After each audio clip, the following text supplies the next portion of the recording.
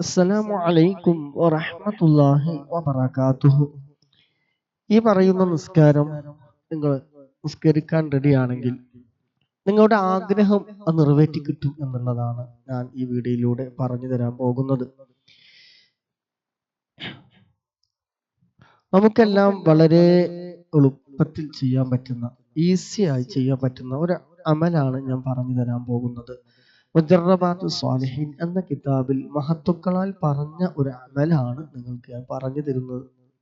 ഇൻഷാ അല്ലാഹ് ഇശാ നിസ്കാര ശേഷം 4 റക്അത്ത് സുന്നത്ത് നിസ്കാരം നിസ്കരിക്കുക. എങ്ങനെയാണ്?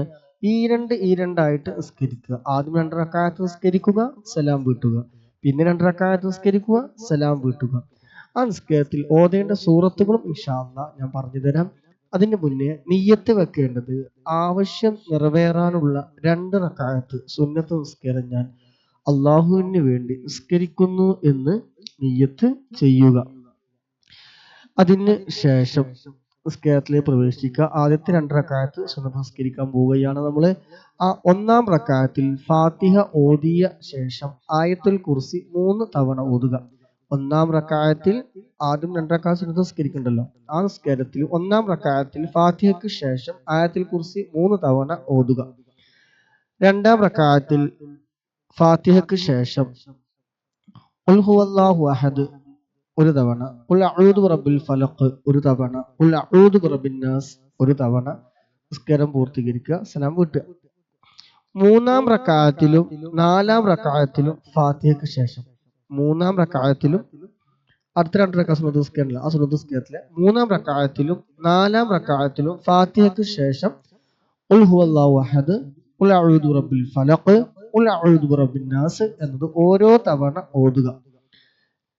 അതിനുശേഷം സലാം വീട്ടിന് ശേഷം നമ്മുടെ ഉദ്ദേശം, ആവശ്യങ്ങൾ, ആഗ്രഹങ്ങൾ എന്താണോ അത് നിർത്തിയിട്ട് എന്ത് ചെയ്യുക? ദുആ ചെയ്യുക.